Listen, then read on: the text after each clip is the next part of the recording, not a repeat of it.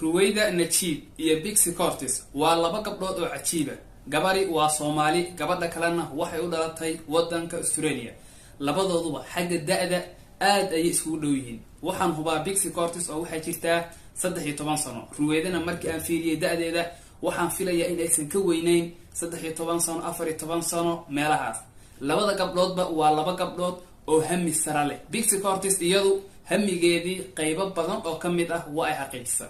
ilaa hadda waxay haysataa lacag gaaraysa 13 milyan oo dollar.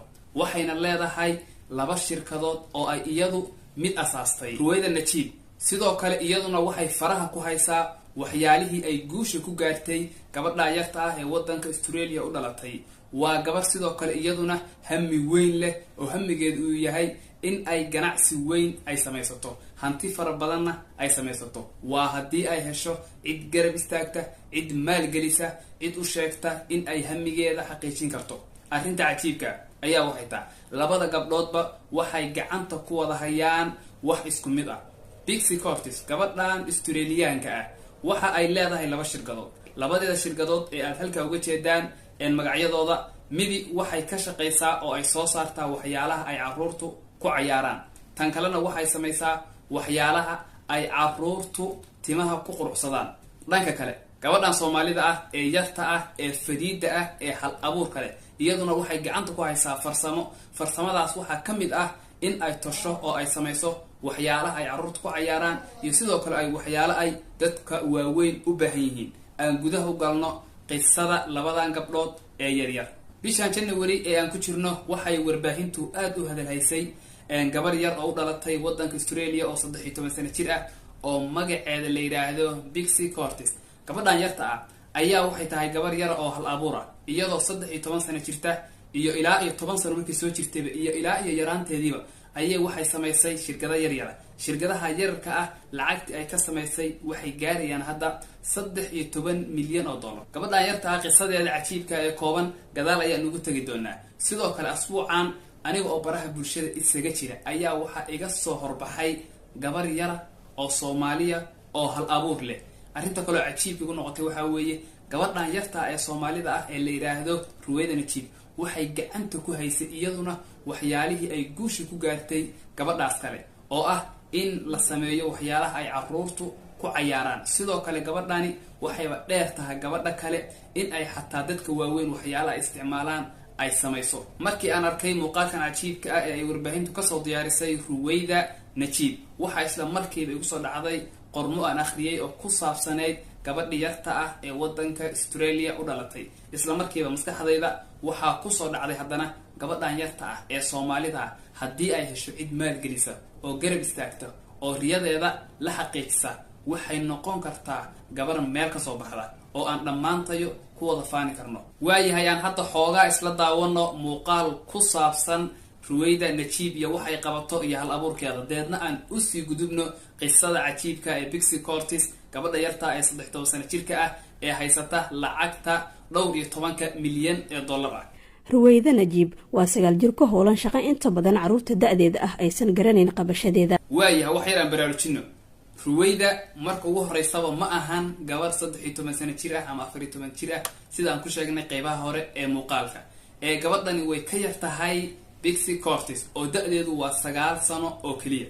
waayahay sanad ka hor ayay bilowday barashada xirfadan dumaystikada ama shiliska oo ah mid hadda sii dabar go'aysa marka la eego jiilka maanta oo aan inta badan aqoonin farsamadeeda. muddo sanad ka hor ah ayay baratay baa la yiri shaqadan farsamadan cajiibka ah ay ah in wax la tolo. magacay leedahay magaceedaas ma garanayo domestic community gabadha wariyaha laakiin waxay tiri muddo sanad ka hor ayay baratay shaqadan cajiibka ee farsamo yaqaannimada. dun midabo kala duwan leh oo la isku geeyay ayay ka soo saartaa shay'o kala duwan oo ay qayb ka yihiin dharka caruurta, taakooyinka hablaha, galbarkimeedka ama foodaraha iyo kuwa kale. runtii waa arrin cajiib ah. waxyaalahan ay samayso waa waxyaalo aad u qurux badan. hadday noqon lahaayeen taakooyinka, hadday noqon lahaayeen galbarkimeedyada iyo haddii ay noqon lahaayeen waxyaalaha kale.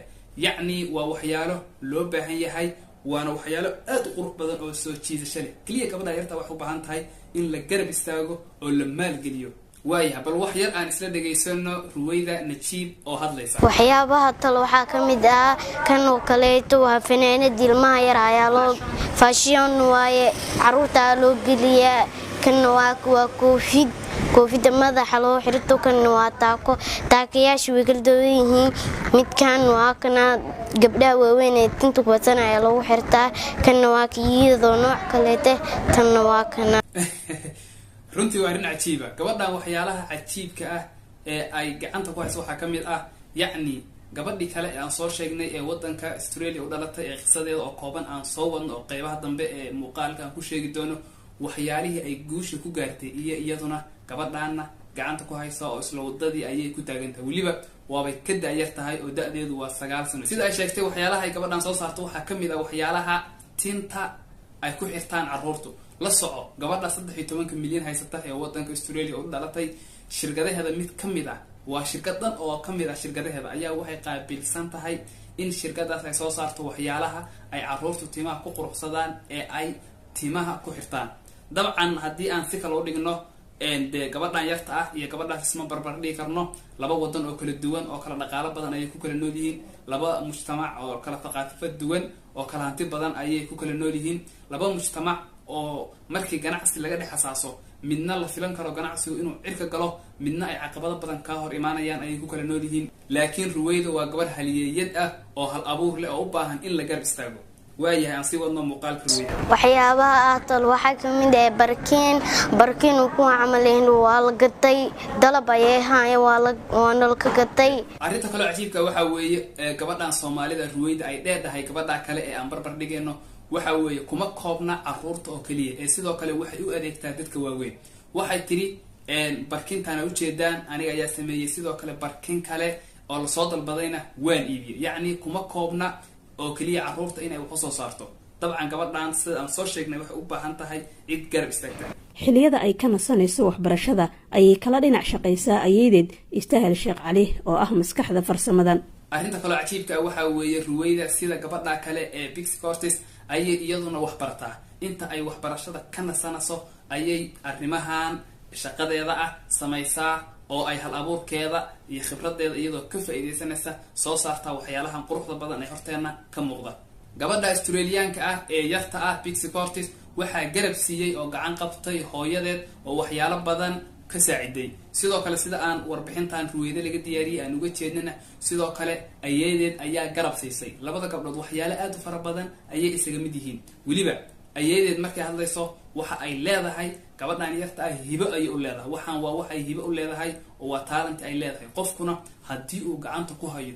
wax uu jecel yahay oo uu hibo u leeyahay meel ayuu ka gaaraa ee wuxuu u baahan yahay inuu sii joogteeyo iyo in lagu garab istaago arrinta kale ee cajiibka ah oo ay tahay in aan sheegno waxa weeye Ruwayda Najiib gabadhan yarta ah ee 9 sano jirka ma ahan gabar hal abuura oo kaliya wax tosha hami sarana leh rabtana maalmaha kamid ah in ay meel sare gaarto ee waxa weeye gabar macallimad ah sidoo kale macallimad weeye gabadha kale waxa ay dheertahay in ay tahay gabar macallimad ah oo barta dadka farsamadeeda bal aan muuqaalkan qaybihiisa isla daawano waxay sidoo kale u faa'iideysaa gabdhaha ay tababarto maama Istaahil mid kamid ah waa Nasteexa Daawud marna macallimadeedu way marna walaasheed iga yar 100% gabadhan waxay leedahay Ruwayda yar ayaa arrinta ay bartay dabcan gabadhan sa u jeedno Ruwayda way ka weyn tahay laakiin waxay ardayad u tahay oo ay ku faraxsan tahay inay ardayad u noqoto Ruwayda fikrad ayaa igu soo dhacday fikradaas oo ah bal ka waran Ruwayda yar hadii loo furo meel ay dadka ku barto waxyaalahan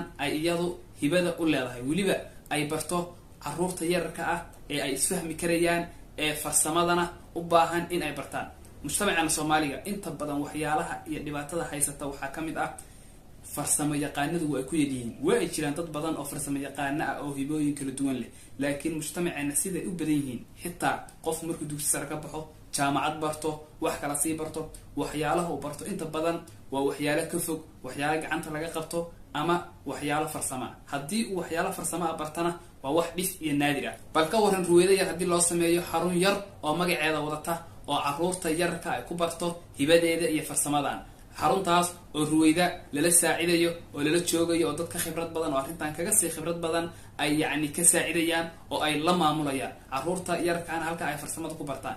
sidoo kale loo sameeyo online oo kale looga sameeyo ay casharo ay ku bixiso ay carruurta yarka ku bariso farsamadu waa wax aad cajiib u ah. rajadeeda mustaqbalka ayaa ah inay farsamadan ka dhaxashay ayadeed oo ah aasaasaha xaruntan ay sii baahiso. waxaan rajeynayaa inaan xarunta hooyo furatay inaan dadka wax baro aan macluumaadka naqdo oo yar oo day. waayahay markaan aan u nimaano qisada cajiibka ah ee gabadhan yar ee wadanka Australia u dhalatay ee la midka ah ruwayda laakiin fursadaha badan heshay maadaama dee labada gabdhood wadamada ay kasoo kala jeedaan iyo mujtamac ay kasoo kala jeedaan iyo fursadaha ay haystaan ay kala duwan yihiin. waa ayo Pixie Curtis. Pixie Curtis waa gabar yar oo 10 sano jir ah oo dhigata dugsi hoose dhexe. waxay u dhalatay sidaan sheegnay wadanka Australia. waxay leedahay oo waliba mid kamid ah iyadoo ay asaastay labadan shirkadood ee u jeedaan. gabadhan yartaa sidaan soo sheegnay da'deedu waa 13 sano waxayna haysataa 13 milyan. waa 13 sano jir haysataa 13 milyan. sidii aan soo sheegnay labadan shirkadood ee gabadhan yarta ah ee wadanka Australia u dhalatay ee 13 sano jirka ah ee 13 milyan haysta ay leedahay waxay kala qaabilsan yihiin. midi waxay soo saartaa waxyaalaha ay carruurtu ku cayaaraan, tan kalena waxay soo saartaa waxyaalaha ay carruurtu timaha ku quruxsadaan. hooyada gabadhan yar ayaa aad uga caawisay in ay bilowdo ganacsigan guulaystay. gabadhan yarta Pixie Curtis waxaa la rajeynayaa 10 sano ee soo socota waa shirkadeedu haddii ay sida xawliga leh ay hadda ku socoto in hantideeda 13 milyan ay gaarto ilaa iyo 20 milyan. gabadhan hooyadeed oo warbaahinta mar la hadashay ayaa waxay tiri gabadheedu haddii ay rabto markii ay 15 sano gaarto yacni hadda 13 bay jirtaa 2 sano kadib ayay howlgab ku noqon kartaa oo gurigeeda ay iska fariisan kartaa ama dalxiiskeeda iyo nolosheeda kale ay iska wadan kartaa, hantideeda ayaana u shaqaynaysa. runtii hal abuurka labadan gabdhood ee yararka ah waa ruwayda Najiib iyo Pixie Curtis waa isku mid, wax isku mid ah ayay gacanta ku hayaan.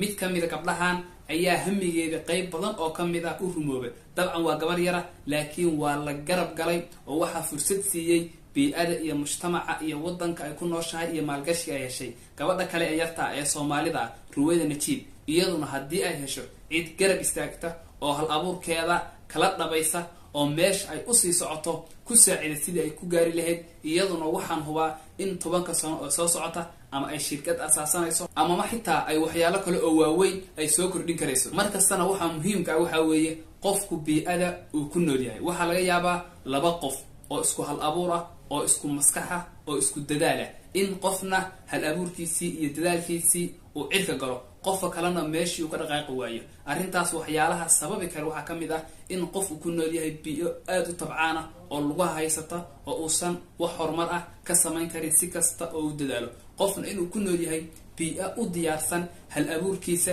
iyo wax soo saarkiisa iyo dadaalkiisa in ay ku abaalmariso. waxaan u rajeynayaa ruwayda yar gabadhan yarta ah ee hal abuur kale ee dadaalka badan iyo sidoo kale carruurta kale ee Soomaaliyeed ee iyaguna hal abuur kale in ay helaan cid garab qabata, cid saacida, cid maalgelisa, cid warbaahinta usoo bandhigta dadaalkooda iyo in ay yihiin dad qiimo leh oo biri ka maalin hanti fara badan intay tabcaan ay dad badan u shaqayn karaan, dowladun ay canshuuri karto.